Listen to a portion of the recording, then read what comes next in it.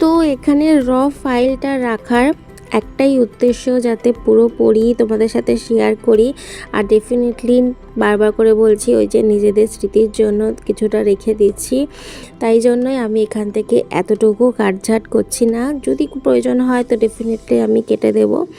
তো র ফাইলটাই দেখো, আশা করি তোমাদের খুব ভালো লাগবে।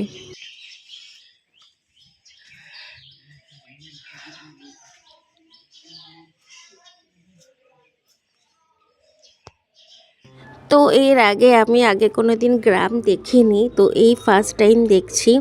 তো যার জন্য এত সুন্দর লাগছিল চারিদিকটা, সকাল 7টার সময় উঠে দেখছিলাম। তো তোমরাও দেখো সাথে সাথে, গ্রামের ভিউ তো আশা করি ভালোই লাগবে। মন্দিরটা দেখো, রাধা কৃষ্ণের মন্দির কত বড়।